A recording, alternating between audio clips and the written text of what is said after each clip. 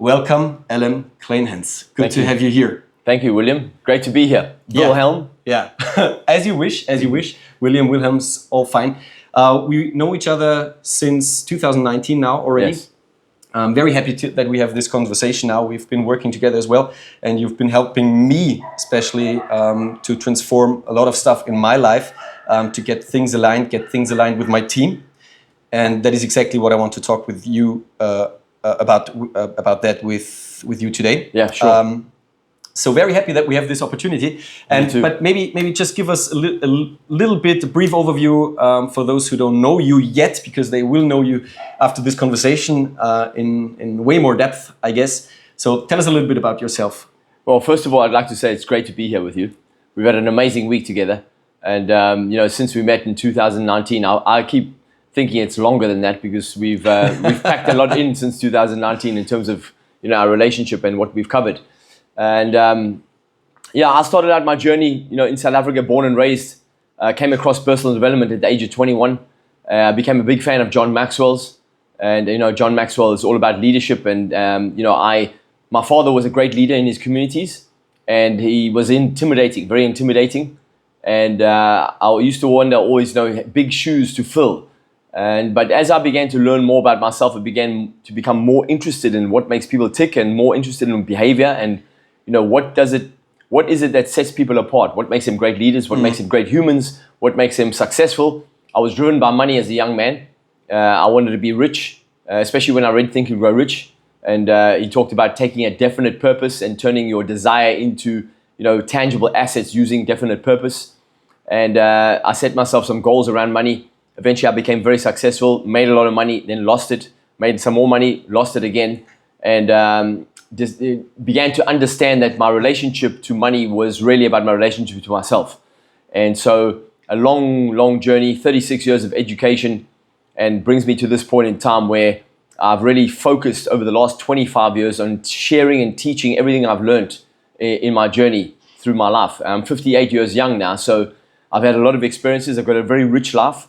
I've had some very interesting experiences. I've had some very big lessons. I've had some great breakthroughs, some great successes, and some massive failures. I don't like to use the word failure. However, people can relate to failure because people are afraid of failure. I call them learnings. I've had some huge learnings and some wonderful successes. And in, on this journey, on this path, I've met some amazing people, you included. Yeah. I think I totally agree with you that it's not about failures, because the more experiences you have, and you had some highs, you had lows, the more experiences you make, the more deep, or the more in-depth your life becomes. And Absolutely. The more enriched and the better you can relate to people who face challenges. And that is what you actually need as a leader, right? Yeah, absolutely. I agree with that 100%. I think that, we're talking, today's the theme is of leadership. I know that that's what your coaching is focused around.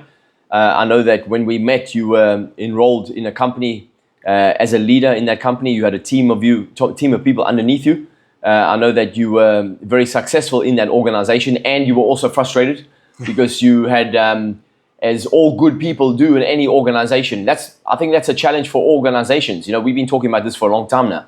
Every organization, their challenge is that if they attract good people, their challenge is keeping good people. Yeah, because absolutely, good people, totally agree. When good people spread their wings, they want to fly. Yeah. And if they can't fly inside an organization and lift the organization in the process, if they can't share their own ideas and their ideas are accepted by the organization and then implemented inside the organization, those good people will leave.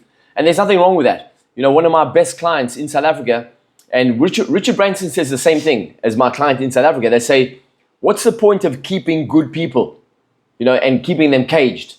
When if you set them free and they go on to build amazing other things, other things that are amazing, and they change other people's lives, then what you've done is you've been instrumental in that, and you should rejoice in that. You should be happy that you've given them, you've given them the launch pad. Yeah. So it's an interesting subject for sure. Did you just say caged? Keeping them caged? Yeah, but it was funny for me because I just heard like it sounds like engaged and caged are quite similar, but you don't keep people or help them to be engaged when you cage them, right? Absolutely. That's a big difference. Just had this realization when you said it. Yeah, if you keep them caged, they're not engaged. We were talking about this at breakfast this morning when we sat with Tony. Yeah. We're talking about the same thing.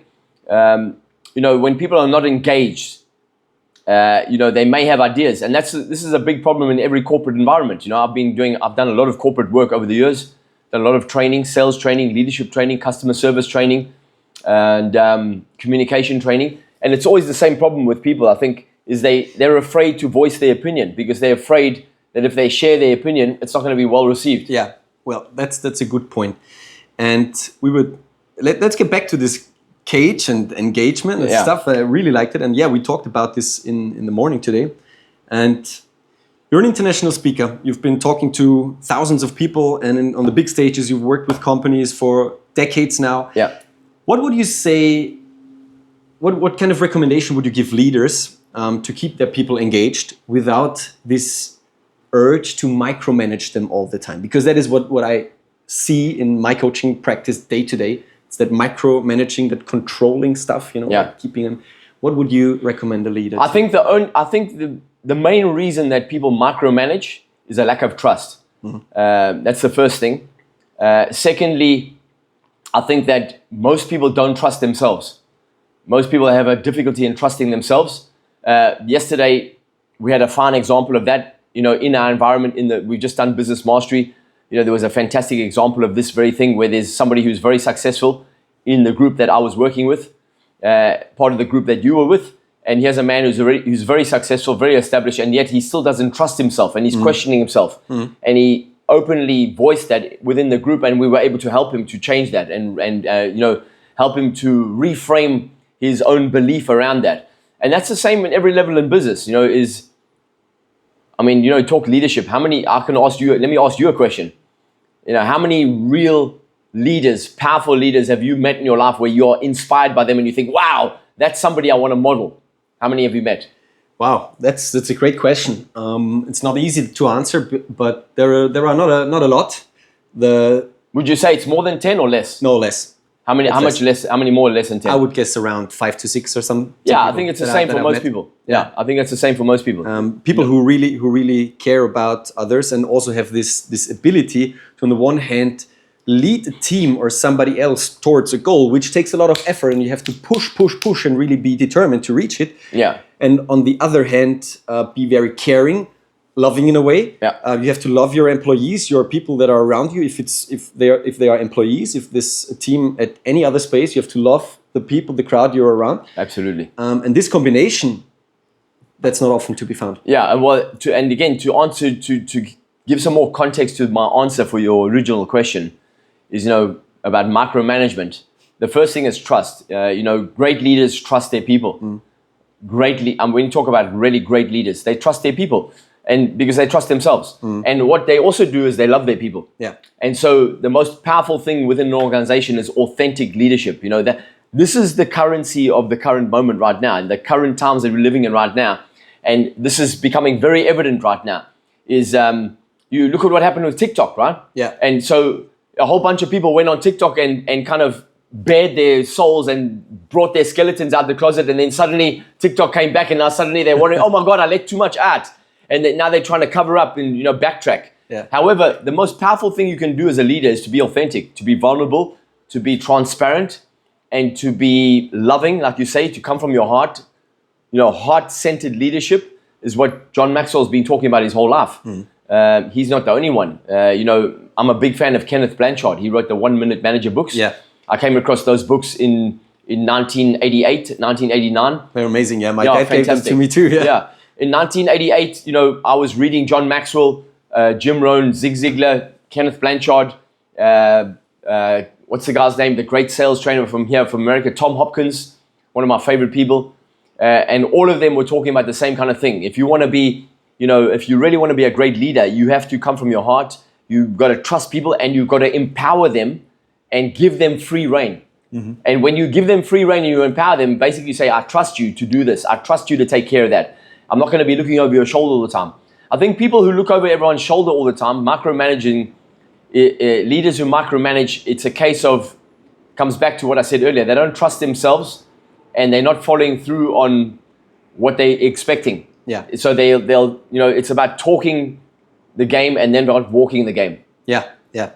walk the talk is a big factor, and the big thing that I also discussed in my last episode with the number one pupil of Viktor Frankl, Elisabeth Lucas, the one I showed you. Yes. But when it comes to I'm looking trust, forward to watching that. Yeah, you got to watch in translation in English.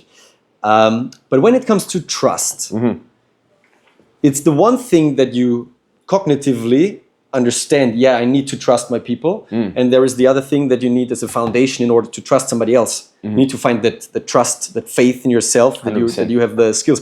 How does a leader learn that? I mean, he or she could know that from the outside, but how does one learn that and really feel that so you can use it in your day-to-day work as a leader for the team? Yeah, well, there's a lot to unpack there. I think, so I've been in this industry now. When I say in this industry, I'm talking about personal development, professional development, as a student and a teacher for 36 years. First as a student, obviously, for 12 years straight. I was studying. And I only began to teach 12 years after I began to study, because I wanted to develop my own understanding cognitively, from the mental aspect, cerebrally. However, then I really understood, okay, cool, in order to understand, in order to take what I've been, absorbing mentally, now I have to put it in my body so I can demonstrate it. Yeah. And I think that's where people let themselves down, is they don't get it in their body. So they'll, this is an epidemic that we have now in the information age. We're not in the information age anymore. However, we are still sharing information online all the time. It's the digital age. We're using digital platforms to share information. However, a lot of people that are sharing information when it comes to, if you talk about influences, and people who are saying, do it like this, do it like this, do it like this. If you want to be this, if you want to be that, if you want to do this, you should lead like this, or you should, use these strategies. A lot of these people have read books, and they maybe have been to courses, but they're not embodying it. And you are to answer the question, how does a leader, really come to that place where they trust themselves? It's through daily work, daily practice. You're a professional sports person. You have been in the past. You understand the discipline of daily practice. Yeah, you need to work out. It's like going in the gym. Yeah, I'm not a professional sports person, but I've worked with professional sports teams and individuals at the highest level. Springbok rugby players, Springbok netball team, golfers, cricketers, pole jump, high pole. When you jump over the high pole? The high jump. No, the pole vault. Pole vaulters. I have no idea. The pole vaulters. You run down the thing with a pole. Pole vaulters. Yeah. And also professional, business people at the highest caliber, running organizations, big organizations. SAB Miller, one of the biggest companies in the world. How do they get to the top then when they understood something cognitively, and how do they get that into their body? What are their approaches? Well, I think the ones that stand out, the ones that impact us and that leave us, leave an indelible impression on us. You meet someone and they leave an indelible impression on you. It's energy. Mm-hmm. Energy never lies. Energy is everything, and everything is energy, and it never lies. So it's a daily practice, and you can tell the real ones from the ones who are pretending. Yeah. And so it's practice. How do you practice that? Every day you have to have some kind of discipline. My passion is spiritual psychology. So within spiritual psychology, I also teach leadership, self-leadership, because you have to be able to lead yourself if you're going to lead a team. And in order to lead yourself, you have to be doing things on a regular basis every single day in order to make yourself stronger, sharper, more rounded, more whole, wiser, smarter, just better. Okay. Yeah. I totally relate to that. And it's funny because it's also the thing that comes up very often is this habit control. Also to reflect on your habits, take time. How was my day? And another thing we heard just today from Tony, where we're talking, whom we are talking to at the breakfast. Yes. Which was amazing that he said this 2-hour time tracker that is reminding him every 2 hours, is he in the right state? Mm-hmm. Which is about statement. And I also totally agree to that, what you said about it's about leading yourself first. And that is the biggest issue why leadership is that hard to do. Mm-hmm. You have to lead yourself and you don't see everything that is within yourself. Mm-mm. Yeah, well, you're dependent on feedback also from absolutely. Outside. Listening to them, I've got all kinds of things going around in my head because I've absorbed so much information on, human behavior and being effective, and really it comes down to that, is how effective are you? You don't have to be a leader. You could be a father, a mother, a sister, a brother, whatever. The question is, how effective are you? And it reminds me of what John Maxwell says. He says, everything rises and falls on leadership, right? And it's so true. So wherever you are a leader. Because even if you're in a relationship, you're a leader. You're leading a person sometimes, and sometimes they're leading you.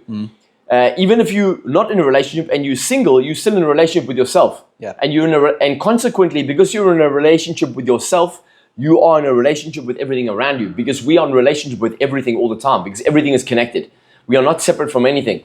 And I think more and more people are starting to wake up to this fact that they are in relationship with everything around them through an energetic field, and consequently, therefore, they must be more mindful about how they show up. So coming back to what you said about state management, for anybody who might be wondering what that is.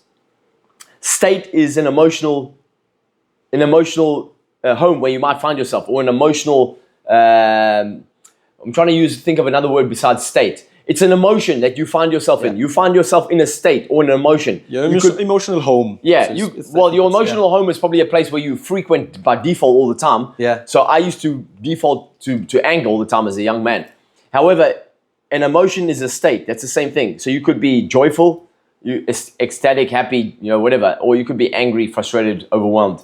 Those are emotions. Those are states. And you said about state management, it's energy management. I've always been aware of energy, and I've always been aware of attitude, because attitude was drummed into me by my father. He said, Alan, you have to have a great attitude in life. Everything comes down to your attitude. He used to say this phrase all the time that I think he got from Dennis Waitley or Zig Ziglar, but one of those guys. I think it came from Dennis Waitley, the great author and just a great dude. Do you remember Dennis Waitley? No, I don't know him. Amazing guy. He wrote some great books. He's a great speaker, great coach. He came from the sports background. And he used to say everything is about your attitude, and your altitude in life is determined by your attitude. Oh, that's beautiful. Yeah.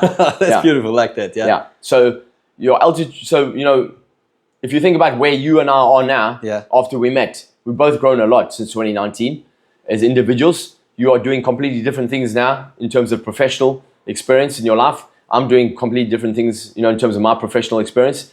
However, what's allowed us to it's like aeroplanes. What's allowed us to rise to a higher altitude, an aeroplane rises against the wind, right? Yeah. And the reason it rises against the wind, its altitude, its flaps, the wing flaps are the attitude. It adjusts the attitude and the flaps, and the plane rises. Yeah. So the only way we can rise is by adjusting the attitude. And attitude comes down to the way you manage yourself, your energy. Yeah. How do you manage your energy? What do people do in the morning when they wake up? I've always told people for years, what's the first thing you say as you open your eyes? As soon as you open your eyes. I always ask people this question when I'm speaking to them in audiences. Any audience, I say to them, what's the very first thing you do in the morning as you wake up? What's the very first thing you do? And people say all kinds of things. I watch my phone. Yeah, I get up, I go to the toilet. Yeah, I go to the toilet. Yeah. I have some water. I make a cup of coffee. I pick up my phone. People say, they get funny and they say, I open my eyes. Say, yeah, of course. But what do you do as soon as you open your eyes? What do you do? Do you remember? What I do? Yeah, I've asked you this question. Can you remember? What do you do as soon as you open your eyes? Yeah, I usually instantly, without being really conscious awake, I go and do my meditation in the morning. That's my ritual. And what do you do even before you do that? As you open your eyes, as you wake up, what do you do? What's the first thing you do? Everyone does it. I think about what's the day going to bring. Exactly. You start thinking. Yeah. That's what happens. As soon as we wake up, we start thinking. What we are not aware of, what people are not aware of, is that they haven't stopped thinking from the time they closed their eyes 7, 8, 6, 5 hours earlier. They've been thinking all the way through. They've just been doing it unconsciously. And maybe they've been dreaming, and they might have, had all kinds of dreams. However, they have the mind is still working, thinking. It may slow down in that process for sure. And as soon as they open their eyes again, the conscious mind kicks into gear. They start thinking. And what do they usually think about? What do I have to do? What's happening today? What did I do yesterday? Oh my God, what kind of dream did I have? They start thinking about all kinds of stuff. They're not awake. They're not conscious about what they're thinking. So it's that very first moment when you wake up. I say to people, that's when as soon as you open your eyes, good morning. be conscious. Good morning. It's great to be alive. I'm awake. I'm alive. That's where your daily practice starts right there. And so you have a daily morning practice. So do I. But it starts there as soon as you open your eyes. And in the first hour of your day, really, I've always told people, have a discipline, have a daily practice, have a spiritual practice. Do some exercise, do some meditation, do some praying, do some reading, whatever it is that works for you. You got to find what works for you, and then that sets up your day. And that's how you lead yourself to a better place every single day. A better place emotionally. Yeah. Because then you are there's one main reason for this. People might be wondering why. Why would you do something like this? The main reason is, if you are a leader, and we're talking about leadership, then you are bringing that morning energy into the rest of your day. If you start on the back foot, you're bringing that energy into your day, and you kind of catch up all the time. And then consequently, you may be, a little bit on the edge of your emotion, and you may be shorter with people. You may be more frustrated. You may be more impatient. You may be more intolerant. You may be rude. I want to add something in there because I think it fits quite well. There is this famous quote by Henry Ford. Whether you believe it or not, you will be right. Yes. And that is exactly that. You condition yourself by your morning practice to manage your state in a positive way. 100%. So you don't fall into that negative trap. And if you bring your negative state where you believe, that's going to be horrible, that's going to be not fine, that's going to go wrong, those people are going to fuck up again, you're going to bring that to your team. Yeah. And they will fulfill it. Yeah. It's that exact effect that you have with your perspective. Absolutely. And the state you bring in, right? 100%. And we can go a little bit deeper now, because I love what you said there. I'm a big fan of Robert Edward Grant. I don't know if you follow him. I'll connect you with him if you don't. He's a really fascinating dude. And he said something just before New Year's Eve. It was, I think it was about roughly the 29th of December or something. I was watching him live on Instagram, and there was about 350 people watching his live Instagram. And he said, we are all living self-emerging realities. And I thought, wow, that's such a great way to say it. I mean, I'm aware of the fact that we all have our own reality, and we all are projecting our own reality through, what's happening inside our head and the way we think and process information in the world around us. But we are all living self-emerging realities. So if you're a leader, from the moment you open your eyes, you have to be aware of the fact that you are living a self-emerging reality, and your self-emerging reality is going to impact on somebody else, especially your team. Yeah. So your energy affects them, how you think, what you say to yourself, your attitude, and whether you think you can or you can't, you're always right. Yeah. What would you, to take it back to a little bit more practical approach now? Yeah. I mean, it's all practical. I don't want to discredit that. But that's the foundation. The state that you bring in is the foundation for everything else. The energy is the foundation. Exactly. Yeah. And when we're talking about now, what would you recommend a leader who faces some kind of motivational issues within his team? You see, he sees, people are not as happy, people are not as motivated, they're not as engaged. The progress in kinds of productivity are, like a little bit stagnating. Yeah. And because nowadays what I see is so many leaders want to treat the people nicely. They want to be nice. They don't want to offend them. Yeah. That's the right way to say it. Yeah. Exactly. They're afraid to offend them. What would you recommend them to get more engagement within the team? More engagement. I think more engagement comes down to really just getting to know people, finding out who they are. Really finding out who they are. In other words, building a relationship. Relationships are so important, right? And communication. You cannot form a relationship without communication, and you cannot communicate without energy, without finding rapport. Yeah. So it's that's all interlinked. And the person that comes to mind now when you ask that question is Jack Welch, and he was the CEO of General Electric, right? Which was a massive company back in the day. And I read his book, and he was famous for knowing every single person in his organization. Really? Every single person. He knew their names, he knew their wives, their husbands, he knew the names of their kids. Now think about that. Think about what it takes to know that in terms of mental capacity. Now, how does somebody do that? Well, you look at Tony Robbins. How does Tony do what he does? Because he has developed the mental capacity. And I think we all have that ability to develop more mental capacity. In my Zoom room, we just finished Business Mastery. And again, referring to one of the people in the room, she asked a question. and she said, I don't have the capacity. I think my brain is not wired that way. I think my brain is just wired a different way. And I said, and I answered her point in the Zoom chat. I said, no, it's not true. I said, your brain is infinite. Your brain you have an unlimited amount of potential in terms of brain capacity. It was Einstein who said that the average person uses 0.5% of their brain. Yeah. Not 10%, like most people think. If you're using 10% of the brain, you are a genius. You're creating a mess. You're an Elon Musk, or somebody of that nature.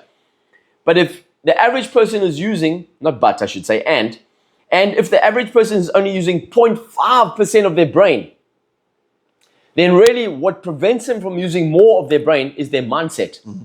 This mindset is different to brain capacity. Yeah, your brain has amazing capacity. Mm-hmm. So someone like a Jack Welch who knew all of his employees' names, and he used to walk around in the offices, and he would go up to the janitor, for instance, and say, "Hey, John, how you doing? How's your wife? How's Trudy doing? How's your kids? How's John? How's Sophie?" And he knew all of them, and they were blown away by him. And consequently, as a result of that, they wanted to work for him. Mm-hmm. They loved coming to work. They enjoyed it. They felt emotionally invested. We were talking about this morning, emotional engagement with Tony. Yeah. It's emotional investment. How do you get them invested? How do you get them engaged? How do you get them to be more motivated like you? That was your question. Mm-hmm. If there's a stagnation of motivation, well, I said earlier this morning, remember I said to you, a fish rots from the head down. Yeah. A fish rots from the head down. Yeah. And the first time I ever heard that phrase was from a very good friend of mine, Tanya, who's married to one of my best friends that I grew up with in South Africa. They live here in Florida, actually, in Jacksonville. And she said that many, many years ago. She said a fish rots from the head down. I thought, wow, that's so true. Everything rises and falls on leadership, as John Maxwell said. Mm-hmm. So if your employees are not engaged, you have to look in the mirror and say, what can I do in myself that gets them more engaged? So, and it's about connecting with them, finding out who they are. What's your name? What's your wife's name? Really getting to know them. Hey, what do you really want from this company? How can we help you? What is your goals here? What is your long-term aspirations? Yeah. What are your plans? Mm-hmm. Finding out what people are, who they are. Exactly how you phrased it. It's finding out, and that this is something you only can do by asking. You have to ask questions. Better questions lead to better answers. Yeah. That is what I also always say. And we have this part. What are maybe two other, so that we have the top 3 practical things that a leader could take away from this conversation, also to really increase the engagement of the staff, of the team. So we have to ask questions, find out what they really want. I think you also got to incentivize them. Incentivize? Yeah. Yeah. I think, if you look at the latest poll in terms of what is it that excites employees in organizations, what is that stat that you gave me this morning? That's a good stat to share here. The stat you said about 13% of people. Oh, there is this research that has been done in, I think it was in the German-speaking countries, the Gallup research. I don't know if you've heard Gallup poll, Yeah, exactly. And they found out that I think it's somewhere between 11, 12 or 13% of people, of employees are actively engaged in the company. And the rest are not. And the rest are so or quiet quitting. And already quiet quitting and really working against the company's goals. That's a large portion. Yeah. So when I heard that the first time, I decided for my own, because back then I had 350 employees or something. I decided I'm gonna switch that around. I just have to take care about the people. But yeah, that is a step. So how to increase that? Yes. What kind of steps could a leader take? So the reason I asked you to share that was I think that's very powerful. Yeah. So if there's only, let's say, on average, and we talk about German-speaking countries, but I think it's gonna be the same worldwide, and especially now, because the world is the state it's in, and people are very disengaged generally in their own life, and you can see that when you walk around and you talk to people and you say hello to people. People don't even talk to you; they don't even say hello. Some people are shocked when you say hello to them. In America, people are more responsive, but in Europe, in the UK where I lived for 34 years, people are very unresponsive. Yeah. They're very True. So it's incentivizing them. There's another research latest poll. People think that most people are incentivized by money, but money is actually not even in the top 4. The top 2, where people feel really, if they feel like people engage more because of acknowledgement, number 1. If they feel acknowledged, if they feel seen, if they feel recognized, people want recognition, they want acknowledgement. And that comes back from their own personal life, because they don't get that in their own personal life. And we haven't had that as kids. So we're looking for that. and we see that as a sign of success. Success is based in the modern era. Success is based on what you're doing, what you've accomplished, awards, money, so things you can show on things social you media, can show, right? tangible assets. Materialistic assets. And leaders fall into that trap that they say, okay, that's what people show, that's what they want, and that's what makes them happy. But it's not like it's not like no. that. They want acknowledgement. They want to be recognized. They want to say, hey, great job. I love that. Awesome, great. And also, consequently, they want more freedom to really follow their own passion or to come up with their own ideas or to do things. That's why companies like Google and Facebook and those kinds of companies, where they give people the free rein and they encourage them to relax. They have all kinds of environments within the organization that encourages people to relax and to be creative. The second one is connection. So people want connection. They want to be able to connect with their fellow employees and have great relationships within the organization. And so money comes way down, right? So I think it's incentivizing people around those top four things. And, acknowledgement, connection, companies that take their employees outside of the company environment on a regular basis and do things for them, surprise them, recognize them, thank them, Just so from my understanding, how do I incentivize someone to get deeper into the relationship? Yeah. How does that work? What would that be?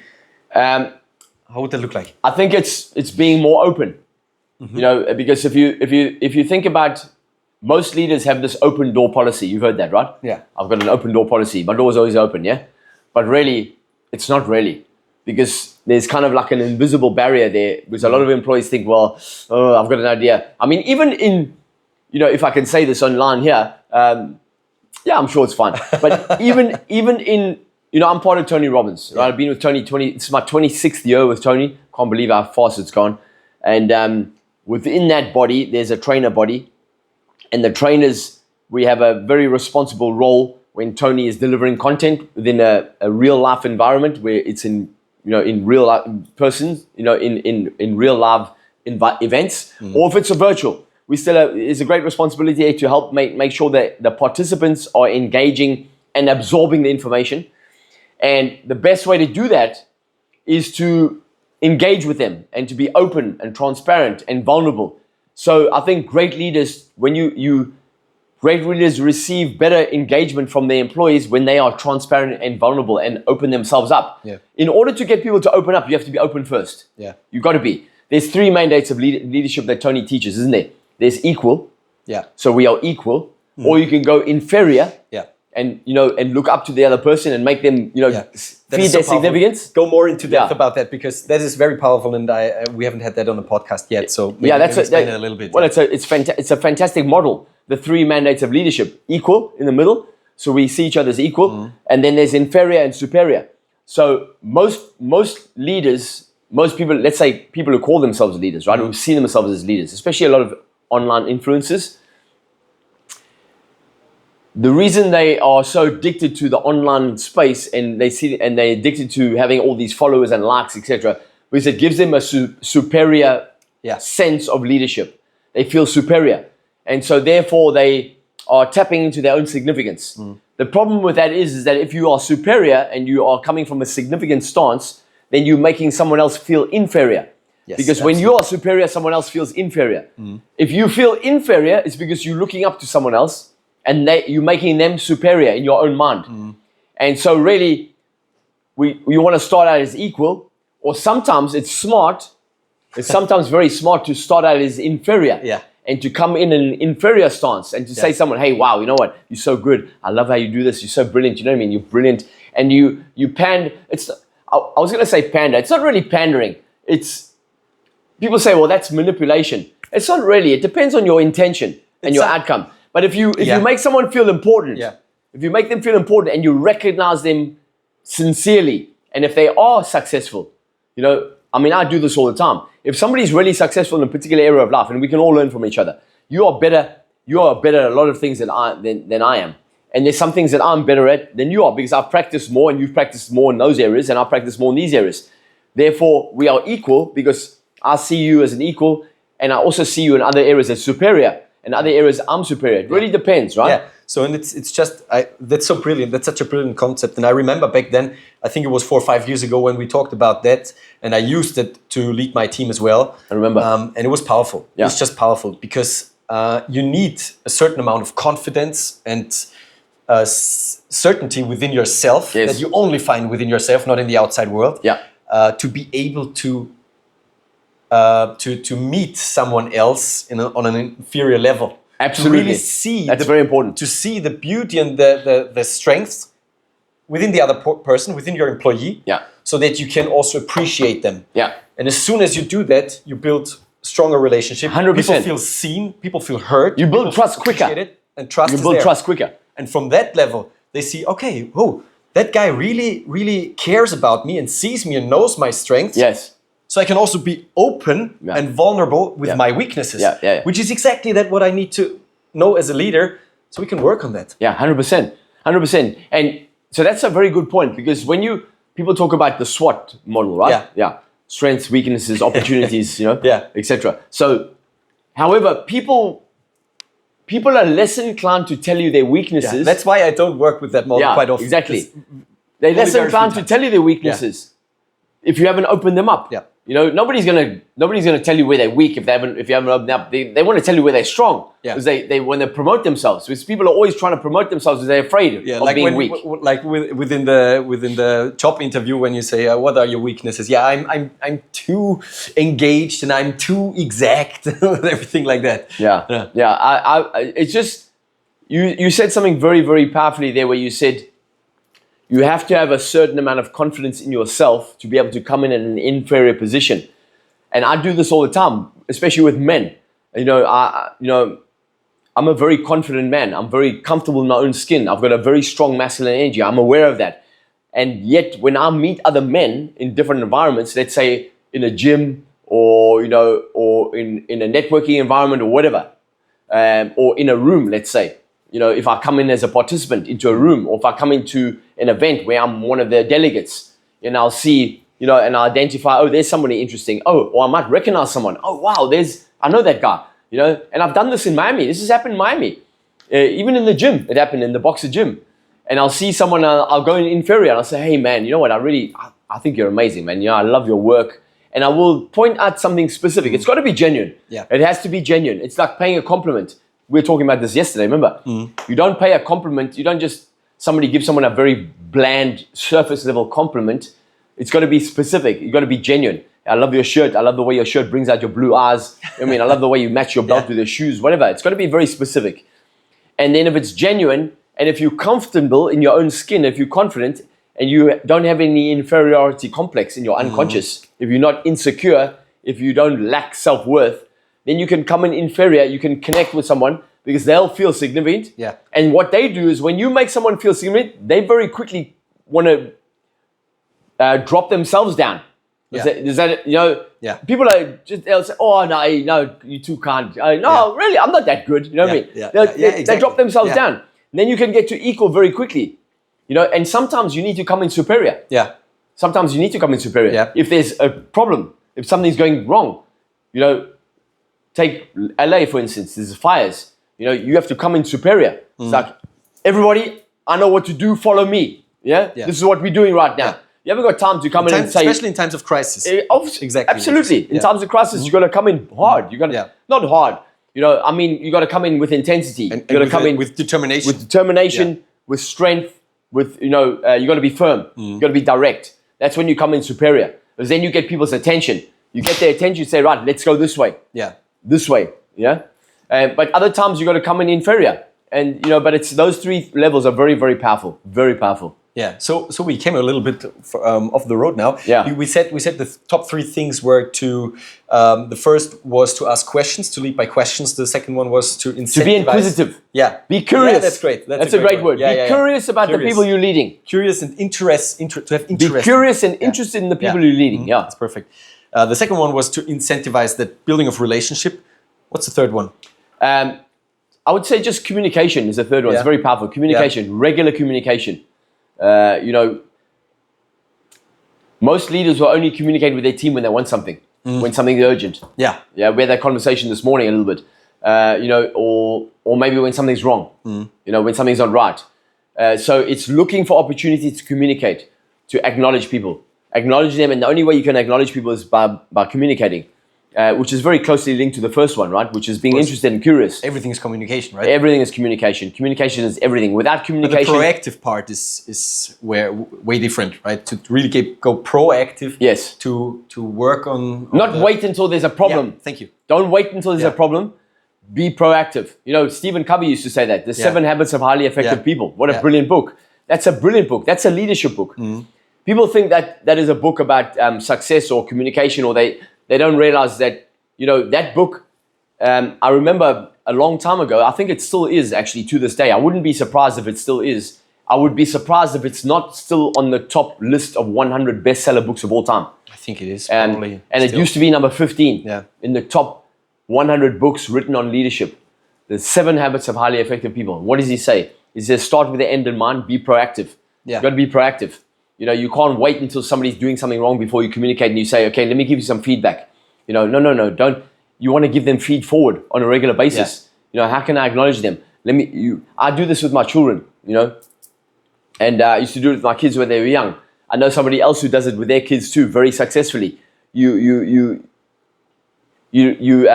find things to acknowledge them for, and you don't even do it to them even. You do it to other people when they can hear. They can hear. Because a lot of people are worried about overhearing people talking about them in a negative way. What happens if you heard people talking about you in a positive way? If you overheard that, it would make you feel chuffed. Yeah, it would make you feel amazing. And so it's also doing little things like, getting employees to acknowledge each other. Within the team. So for instance, your job. So today, you have to find 3 people in your team. Find specific things to acknowledge them for. That's beautiful. Yeah, that's beautiful. Because that creates great connection, and it shifts the focus of the. And it raises the energy. Yeah, because people they feel seen, they feel loved, they feel acknowledged, they feel connected. Yeah, they feel engaged. Yeah. You pointed out something which is also very important, and I had this thought in our conversation already, second time now.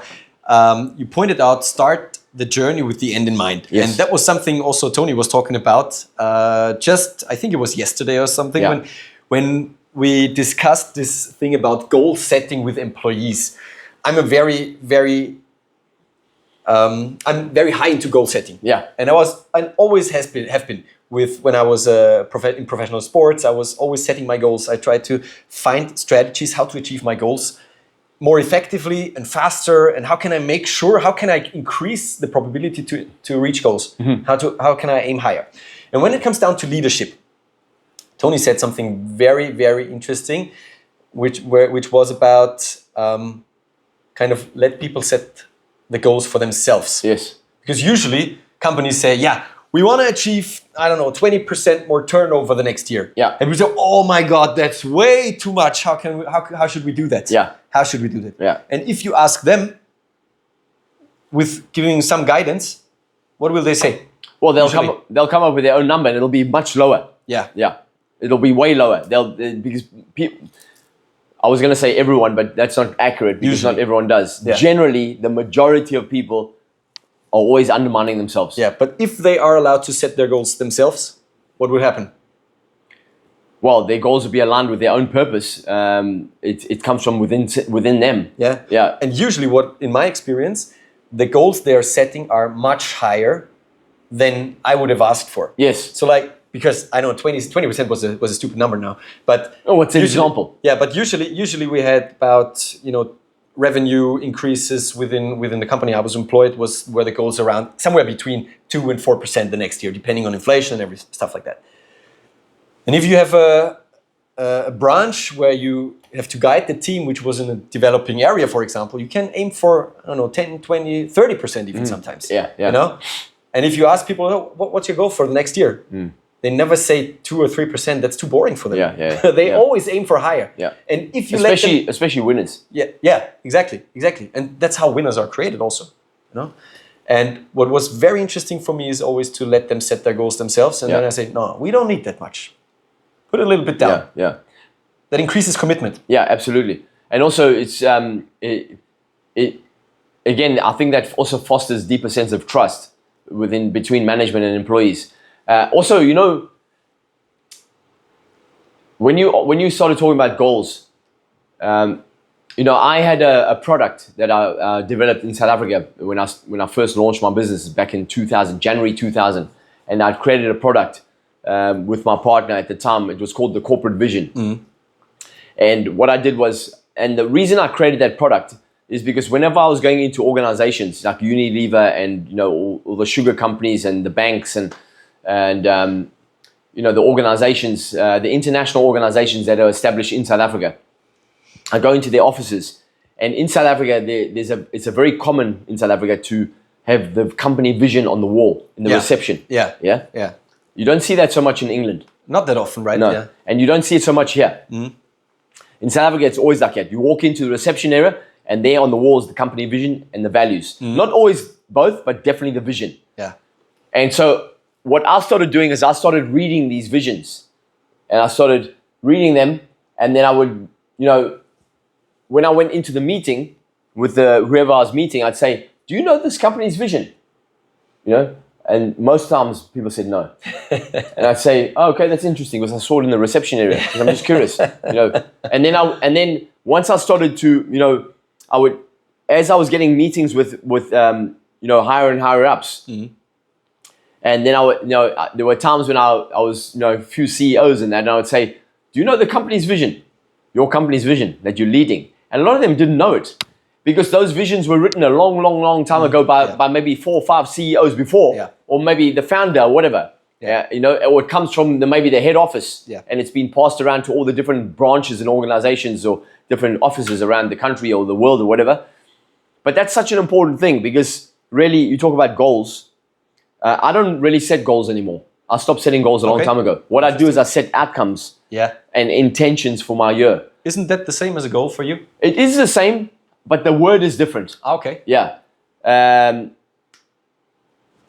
I think it's for most people, the challenge with goals is they set their goals in December or January, and by February they're not following through. 92% of the New Year's resolutions aren't followed through. So that's why I don't like. I always ask, what are the 8% doing differently? Yeah, exactly. I don't like New Year's resolutions either because it's just. And people say, "New year, new me." Tony was talking about that recently. New year, new me. No. It's the same you. Yeah. It's a different year. It's the next year. So what are you going to do differently this time so that you can continue to grow? Or you're going to stagnate if you don't. But it's having an outcome. And that's what Stephen Covey used to talk about. Start with the end in mind. That's where I first came across that phrase. And I came across the 7 Habits of Highly Effective People, very soon after I became a student in 1988. I became a student in 1988, and for the listeners, what I mean by that is obviously I didn't start school in 1988. I started school back in 1971. That's when I first entered the school. When I first went to school, I was 5, and however, I became a student in 1988. Between 71 and 88, how many years is that? That's 17. 10 plus 71 and 98. No, from 71 to 88 that's is how many years? 17. 17. Yeah. 17 wasted years. Wow. Think about that. Yeah. 17 wasted years. Because school did nothing for me. Well, let me rephrase that. You learn to speak. Let me rephrase that. I'll take that back. School gave me the ability to make friends, connect, have fun. I had a lot of fun. But academically, I was not academic. And I think that school, and I always my kids tease me about this because they've heard me say this on many stages around the world, is school doesn't serve your children. And if I could do parenting again all over again, I would homeschool my kids.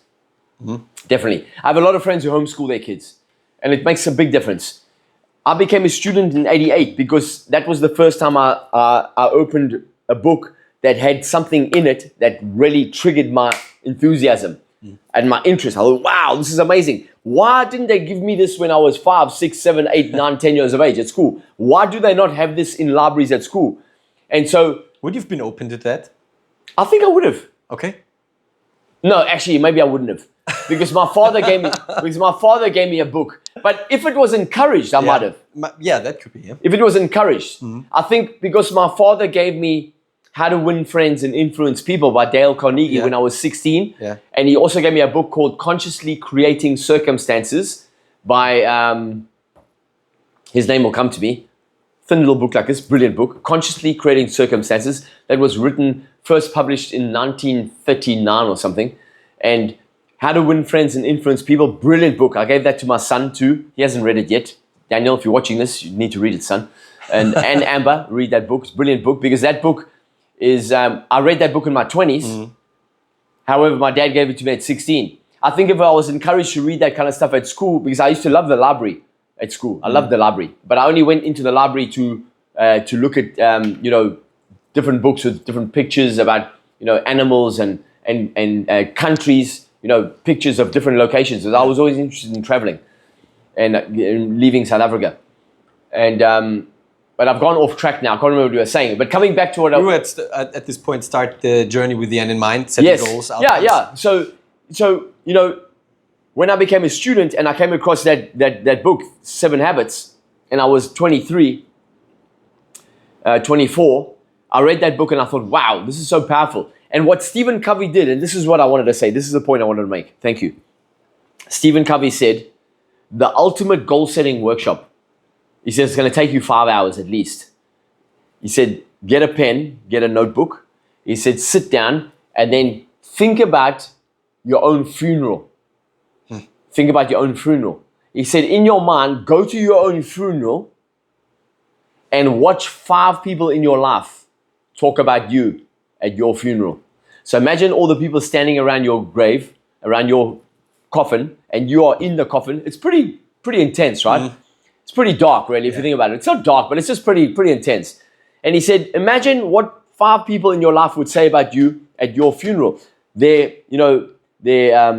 testimonial about you. Their eulogy. What would they say in their eulogy? It could be your spouse, could be one of your children, could be somebody you're in business with, could be somebody from your social community or somebody from your church, somebody from a community you're involved in, maybe a club you're a part of, etc. But pick 5 people in your life. These are the 5 most important people in your life. What would they say about you at your funeral? And that really made me think. And I thought, wow. And I did the exercise. I wrote it down. I said, what would I want people to say about me? I want them to say that I was a great person, that I was a loving person, a kind person, that I was a person that lifted people up, that I was a person that made people feel special, that I was a person that brought out the best in people, that I was a fun person, that I was funny, engaging, I was popular, that I was great to be around, that I was welcomed everywhere, that I made people feel welcome, that I was, all of that kind of things. Because if you think about it, all of those things are values. Yeah. Those are values. Absolutely. Those are emotional states. Those are values. And most of us never really get encouraged to choose our values consciously and constructively because we absorb them, we inherit them. That's a better word. We inherit them from our environments and from our parents unconsciously. And they usually don't serve us. And you've done that with Destiny. You know how powerful that is. When you learn about your values and your rules. Exactly. And you have conflicting rules and you wonder why people get all torn up in knots. Exactly. And they have internal conflicts. And all leaders have this problem. Yeah. All leaders have this problem until they go to work and they realize, and that's why Tony's environment is so attractive to me for 26 years and why I keep going back. People say, why do you keep going back? You don't need to go back. I say, I don't need to go back. I love going back because it makes me better every year. Yeah.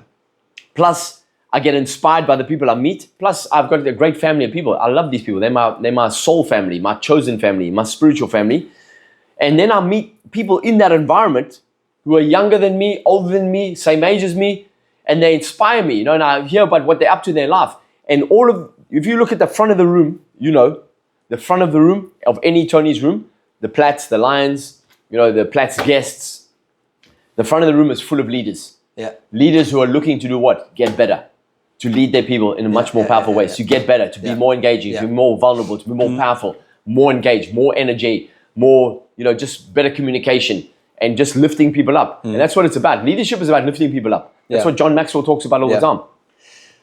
So what I realized also was when you then align your values and when you as a leader really know consciously what are your top values, then you have more clarity within yourself. And leadership and sales is probably the same stuff. 100%. It's the same thing. The more clarity you can bring to the table, the more people tend to follow you because they know you're real, you know what you want, you know where to go, and they can follow you because you build trust instantly because That's you walk the talk, right? Yeah. You know what clarity also gives you, though, William? Gives you certainty. Yeah. And certainty is addictive. True. And you can with that certainty you can find faster decisions and make 100%, faster decisions. 100%. For you and your team. Yeah, and people follow people with certainty. Yeah. People follow people with clarity and certainty because they look at them and they know unconsciously, even if they're not even aware of it consciously, if they're not even cognitively aware of it, they know that this person knows where they're going. Yeah. And they better go with them. Especially if they feel safe in that person's environment. Absolutely. Or they feel inspired and safe. Yeah. So now we have the values within ourselves. How do we transform that to our team? Because it's very important that teams maybe 10, 20, 30, I don't know, hundreds of people. They all have different value structures. They all have a different, if they would have done the exercise from Stephen Covey to really imagine your own funeral and what people would say about you. Everybody has different values and rules behind it. How, as a leader, do you approach this fact and how to align them towards a common outcome, result, goal that the company has? Education. It's about communication and education. Wayne Dyer, Tony says the same thing. He said it recently this week, and so did Scott. Scott is just a great leader too.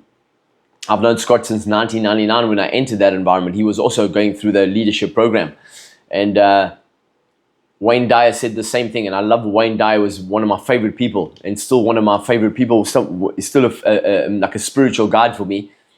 And he used to say, when you learn something powerful, teach it. Because when you learn something powerful and you teach it, it goes deeper and you understand it better. And the more you share it and teach it, the more you understand it. And the more you are able to communicate it effectively. Then you start becoming the example of what you're teaching. Now you don't really need to teach so much in terms of communication. You are demonstrating it. Okay. And what Tony said, what does Tony say? He says, always, you are either an example or a warning. So when I heard that for the first time many years ago, I thought, wow, that's powerful. You're either an example or a warning. So I've led teams in my life. I've led certain teams. I've worked with teams. I've worked with a lot of corporate teams. I've helped, big teams within organizations. I've worked with SAB Miller in terms of, helping them team hit new targets, and worked with a lot of banks, worked with a lot of real estate companies, worked with a lot of sales companies. And you said something just now, which is very accurate. Sales and leadership is exactly the same thing. People don't like sales. However, nothing happens until something sells, until you sell something. A business does not work until something is sold. You have to sell something in order to make a business tick. So one last thing here about that is when you teach it, you become the example. When I heard that for the first time, wow, that's powerful. So I want to become more of an example, less of a warning. Yeah. And I looked at my dad and my mom and dad, beautiful people, which I realized too late in life, much later than I would have wanted to, but they were both warnings and examples at the same time. And we are all doing that, but we have becoming aware of that. That's important. Being aware and educating your team, educating your staff, and having games. One of my best clients, one of my favorite people, my biggest client in South Africa for sure, and my first client in January 2000, my very first client, $1 billion business, a family business. Every single morning, without fail, in every office around the country, in every location, they go through a practice. They go through a practice. They go through certain things. And they get people engaged. They have fun. They have games. They employ a lot of Tony strategies. They employ other strategies, not only from Tony, other people, but they get their team engaged. They get people up and talking. They encourage people. They encourage each other. They fostering relationships within the company. So when people are on their way to work, they're already happy. They say, I can't wait to see him. I can't wait to see her. I can't wait to see my friends. I can't wait to serve. I can't wait to deliver. I can't wait to serve my clients and to serve my people, serve my company, and to make a difference. That's amazing. So it's also about you walk the talk, you teach because you're conscious about what your values are. You can be that example and not the warning, right? So to speak. Yeah, absolutely. I think learning and teaching is so powerful. A long time ago, I did a training, and it was called Train the Trainer. It was with a beautiful guy called Blair Singer, amazing guy. He wrote a great book about the little voice inside your head. And he said, we are all teachers and leaders at the same time. And so I would never have seen myself as a teacher before that, even though I wanted to be a speaker way back in my 20s. Yeah. I had to develop the confidence before I eventually found my way onto a stage and then began to learn the craft of speaking and learn how to engage an audience. But when he said we are all teachers and speakers teachers and leaders at the same time, I thought, wow, it's interesting. And it's true, because that fits very nicely into a philosophy that I share or I believe in, is that whenever two people meet, there's always a gift both ways. Yeah, true. Yeah? True. There's not a one-way street. Life is a two-way street. There's always two ways. So there's energy going both ways. There's traffic going both ways. You walk down the road, there's always cars going both ways. There's always energy going both ways. You have a gift for me, I've got a gift for you. This is a gift for me, and there's a gift for you in it too. So it's understanding that we are both teaching and leading at the same time. And when you learn something powerful, teach it. That's what Wayne Dyer said. And I've done that always, my whole life. Every time I came across information and I thought, wow, this is amazing, I practiced it, I started to see the benefit, I shared it, I talked about it, I started talking about it. Yeah. So back to this thing about start the journey with the end in mind. I wanted to ask you how to create this end in mind within others, and how do you approach them when you're leading them in the team? So that's a great question, and it really comes down to communication. You have to be able to communicate the vision. Part of having a company vision is that the employees understand what it is, so they understand their role in making that vision come to life. There's no point having a vision if people don't know what it is. And I think that's one of the challenges that leadership faces, is actually communicating the vision to, a founder or a CEO communicates that vision to, their directors, and then, through all the levels of management and right down to everyone on the ground floor, so that everybody has an investment or can be invested in that vision. And then what part do they play?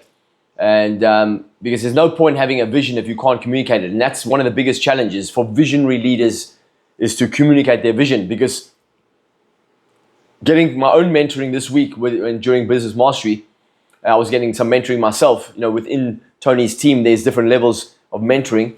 And while I'm mentoring my team, I'm also getting mentoring from someone else. And my mentor was saying to me, when you're a visionary, we're talking about being a visionary leader. It's okay for someone like me just to step in and be able to, step up and deliver some content. I have to remember that my team is not so far along in their own journey in terms of presentation skills, leadership skills, communication skills. And all leaders would do well to remember that, is that within their organization, there's going to be a mix of people with a mix of backgrounds, different values, different human needs. People have different needs. Although there are the same human needs for every single person, we've got different ways of meeting those needs. Yeah. So it's understanding, okay, cool. If this is the vision of the organization, and if this is the target of this year or this quarter or the next 5 years or whatever that is, then how do we make sure that everyone's on the same page? And that's why you have to have regular communication and regular buy-in, regular investment, energy investment. And also that everybody is able to fulfill their needs and find the specific and individual ways to fulfill that. Yeah. And not only meeting their own needs or fulfilling their own needs within the organization. And I think organizations whose values, you'll usually find that people are attracted to organizations where their values match the organization's values. Yeah, true. Yeah? Absolutely true. And then if they can meet their own needs within that environment, as well as have an opportunity for growth and creativity and expanding their own abilities, and then also feeling like they're acknowledged and that they have connection with that environment, and they're remunerated, in great ways, remunerated well. That makes for the possibilities of a great organization, especially if they have integrity and their product serves the marketplace and it's for the greater good. And I think that's what's happening. Socially, people are becoming more and more socially conscious, more and more socially conscious entrepreneurs, more and more socially conscious leaders. And the bigger organizations are having challenges, aren't they? Because they've got these smaller companies now that are competing for market space and market share. And because they're coming from a different place energetically. That's very interesting, yeah. Allan, since we're coming towards the end of this conversation, I've got a special question to look out a little bit towards the future. We are living in difficult times. lot of technology changes. Economy is a little bit struggling. Let's see how it goes. What would be the number one skill or approach that leaders should take to lead their teams through times of maybe a little bit wavery water? Yeah, there's so many things I could say to that answer, to that question, I should say. Let me be succinct and to the point, because we don't, otherwise we could be talking for ages here. I think leaders who are worried about the future, immediately, if you're worried about the future, you're in trouble. I think, I don't worry. I think about the future. I think about life. I think about things very deeply. I'm a deep thinker. I contemplate, I meditate, I read. And I think that's what's really helped me through tough times in my own life. You know some of my story, you know my personal story. And I think what's allowed me to... Which is, by the way, impressive. And I tell everybody to check it out and watch some other podcasts of Allan, because his story is inspiring. Yeah, thanks very much. I appreciate that. But what's allowed me to keep bouncing back from adversity, and it reminds me of my favorite quote, right? One of my favorite quotes from, what's his name again? It'll come back to me. He said, adversity causes some to break and others to break records. Yeah. And so, there's many times when I was nearly, I don't like to say people are broken. I don't believe anyone's broken. But there was quite a few times when life nearly beat me down and kept me down, and it was all over. However, I kept coming back again because I invested in my mind and I was reading all the time. And when you read and you educate yourself and you prepare yourself emotionally, energetically, spiritually, mentally, physically, then what happens is you don't have to worry. Yeah. Because that gives you an internal certainty. And so the future is uncertain. The future is full of possibilities. Yeah. It really depends on your outlook. We're going through really challenging times right now, really interesting times. And it's the best time to be alive. Exactly. There's never been a better time to be alive. Possibilities are endless. Yeah. Technology is changing everything. AI is changing everything. What did we learn about AI yesterday? Yeah. Amazing, right? Makes things so much easier in many ways. From Dan Martell, wow. And he's not the only one who's teaching people really about good things about AI. You got Mo Gaudat. I love him. He's an awesome dude. He's teaching people both the possibilities of the challenges, the challenging possibilities, as well as the inspiring possibilities. But yeah, it's a great time to be alive. And So what would be the one thing that leaders should take away? That internal certainty will change everything. Okay. And you have to build that muscle every day. When you've got, really it's about confidence. The more confidence you have in yourself and in your ability to handle whatever shows up, the more ability you have. Because we will be surprised, all of us. There will be surprises. It's going to be a very tough year geopolitically. It's going to be a tough year energetically. It's going to be a tough year for a lot of people. It's going to be, this 2025 is going to be even tougher in some ways, in my opinion, than the last 4 years. And we're still not out of the woods from what happened in 2020, 2021. It's still a long time. People are still struggling from 2008. We were talking about that earlier, about the great, credit crunch and, what happened in 2008 financially around the world. People are still suffering as a result of that. They've never recovered, a lot of people. However, the difference that makes a difference between leaders who really excel and really lead people to better places and empower people to become better people in their own lives. And if you look at some of the greatest leaders in our world, the students that they've had, the people that they've affected, a lot of those people will talk about that person and say, this person may be a better human. They may be a better father, a better man, a better woman, a better contribution to my community because I learned certain things from them. And what all of those great leaders do, in my humble opinion, is they demonstrate only two things very powerfully. Let's say three, They demonstrate great certainty, confidence in themselves. They own themselves. They're comfortable in their own skin. They've decided that they have a mission and they have a big mission and they're fulfilling that mission. They communicate that mission effectively and they have great energy and they enjoy people. Those are the ones that those are the leaders that stick out. Martin Luther King's, Nelson Mandela's, Tony Robbins, Mother Teresa, people who really made a big difference and had a huge impact. It's not really about money. It's not about owning stuff. It's not about how many offices you can open and how many employees you have and how many followers you have. None of that. And what we are seeing now, that's why it's a great time to be alive right now. 2025, and this is for everyone listening, 2025 is the year of authenticity. That's what it's about this year. It's about being real and authentic. And if you're real and authentic, you will stand out. By the end of this year, you'll be head and shoulders above everyone else who's not real and authentic. Because for too long now, for way too long, and especially the last several years, especially since social media started. Social media was brilliant in the beginning. We're all so excited about it because we could see all the great possibilities about it. However, it then led into all the negative aspects of it. But this year, it's about being real, authentic, and you're going to see everyone who's not real and authentic, they're going to be left behind. Yeah, that's amazing. And that's amazing, amazing ending, a year of authenticity. And also what I want to capture, what you said is, I want to close maybe with the quote from Rocky Balboa. It's not about how hard you can hit, it's about how hard you can get hit and still keep moving forward, right? 100%. I love that. Yeah. I love that phrase. Allan Kleynhans, so many thanks to you. Thanks for this conversation. It was absolutely brilliant. Thank you so much. Just one final question for my audience. Yeah. Where can people reach out to you? How can they connect with you? And how can they also benefit a little bit more from your wisdom? Thank you, my friend. I appreciate that. It's been a fantastic podcast. I've loved it. And if people want to continue to follow me, then Instagram, Facebook are the best places. I have a LinkedIn account, which I haven't really used much. I'm revamping that. I have a YouTube account, which I haven't really used much, which I will be using that more this year and bringing that back to life. But Instagram and Facebook is the best place. Yeah. Perfect. Thank you very much and all the best for 2025. Thank you, my man. It's been awesome. Thank you. I've loved it. Loved it too.